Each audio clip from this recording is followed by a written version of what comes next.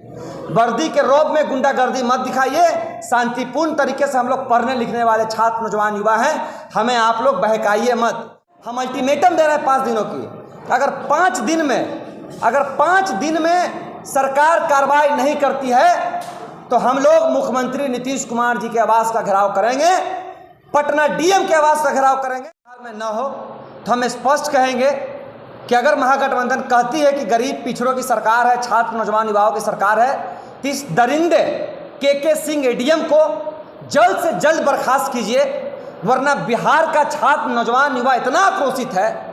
जिस तिरंगे की सम्मान में नरेंद्र मोदी अरबों खरबों की मार्केटिंग कर लेते और चुनाव जीत जाते हैं, जिस हर घर तिरंगा का प्रचार करते हैं, उसी तिरंगा पे अंधाधुंध लाठियाँ जिस तरह से एक भेड़िए अफसर ने चलाई है, दरिंदा अफसर ने चलाया है, ये के सिंह जैसा अफसर जो जहां रहा है वहां छात्र युवाओं पे अपना पूरी तरह से दबाव बनाने की कोशिश किया है, प्रयास किया है। ऐसे दरिंदे अफसर अगर खुलेआम घूमेंगे बिहार में तो कहीं ना कहीं छात्र नौजवान युवा सुरक्षित नहीं रहेंगे। हमने लोकतंत्र को हथियार मानकर, संविधान को हथियार मानकर हम शांतिपूर्ण तरीके से तिरंगा झंडा लेकर आंदोलन कर रहे थे, लेकिन इसके बावजूद जिस तरह से के सिंह ने अंधाधुंध झंडा पे लाठियां चलाई, छात्रों पे लाठियां चलाई, आज कितने पीएमसीएच में भर्ती हैं, एम्स में भर्ती हैं, हो सके उनकी मौत भी हो जाए, हो सके वो मर जाएं। उनके माता पिता परिजन जो गरीब मजदूर करके अपने बाल बच्चे को पढ़ाते हैं, पटना भेजते हैं, पढ़ने के बाद जो रोजगार नहीं मिलता, रोजगार के लिए सड़कों पर आकर आंदोलन करते हैं, उसको इस तरह से तानाशाही और बर्बरतापूर्ण तरीके से मारा जाता है, ये कहीं से भी उचित नहीं है। हम अल्टीमेटम दे रहे हैं 5 दिनों की। अगर 5 दिन में सरकार कार्रवाई नहीं करती है तो हम लोग मुख्यमंत्री नीतीश कुमार जी के आवास का घेराव करेंगे, पटना डीएम के आवास का घेराव करेंगे, और एडीएम को हम स्पष्ट फिर कहते हैं कि अगर वर्दी की इतनी ताकत दिखानी है आपको, और अगर आप अपने आप को गुंडा समझते हैं, तो कभी वर्दी उतार के पटना आइए। आप पटना के डाकबंगला चौराहे पे छात्र आपको बहुत अच्छे से मिल जाएंगे। वर्दी के रौब में गुंडागर्दी मत दिखाइए। शांतिपूर्ण तरीके से हम लोग पढ़ने लिखने वाले छात्र नौजवान युवा हैं, हमें आप लोग बहकाइए मत। हम लोग अपनी जायज मांगों को लेकर कल डाकबंगला चौराहे पे प्रदर्शन कर रहे थे। आप बार बार वादा करते हैं सीटीईटी एसटीईटी के छात्रों के साथ कि हम रोजगार देंगे, हम इस तरह की बहालियां निकालेंगे, आप अपने वादे पे कायम नहीं उतरते हैं, इसीलिए छात्र वहां आंदोलन कर रहे थे।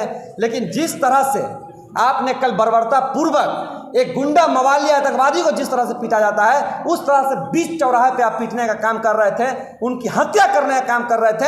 अगर के सिंह पे 302 के तहत मामला 307 के तहत अगर कार्रवाई नहीं होती है, जल्द से जल्द बर्खास्तगी नहीं होती है, तो पूरे बिहार का छात्र यूनियन सड़कों पे उतरेगा। सरकार के खिलाफ भी उतरना पड़े तो उतरेंगे, क्योंकि हमारी पहली प्राथमिकता बिहार का छात्र नौजवान युवा है। सरकार अगर उस पर ध्यान नहीं देगी तो पूरा बिहार का छात्र नौजवान युवा इसी तरह से आंदोलन करेगा। 2 बार देखा गया है कि सत्र चल रहा है, 2.5 साल की सरकार चल रही है, हमेशा नई सरकार आती है, समय मांगता है, रोजगार नहीं देता है। इस पर देखिए, सरकार बदली है, इसीलिए हम लोग बहुत जल्द ये तो नहीं कहेंगे। सरकार ने वादा किया है, हम लोग देखेंगे जब जल्द सरकार बनी है तो।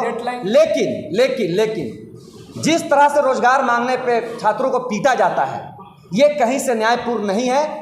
लोकतंत्र के तौर पे अगर हम बिहार में काम कर रहे हैं तो लोकतंत्र दिखना भी चाहिए। मरा हुआ लोकतंत्र से कोई सरकार नहीं चलता है। लोकतंत्र को जिंदा रखना है तो इस तरह की घटनाओं को पूरी तरह से रोकना पड़ेगा, और अगर इस तरह की घटनाएं नहीं रुकती है तो हम लोग लगातार सरकार के खिलाफ भी सड़क पर उतरेंगे और इन अधिकारियों के खिलाफ भी सड़क पर उतरेंगे। क्या लगता है कि मतलब युवाओं की सरकार आई है तो युवाओं की बात सुन क्यों नहीं रही है? देखिए, युवाओं की सरकार आई है, मुख्यमंत्री ने जिस तरह से प्रेस कॉन्फ्रेंस करके अपनी बातों को रखा है, छात्र युवा धैर्य बनाए हुए हैं।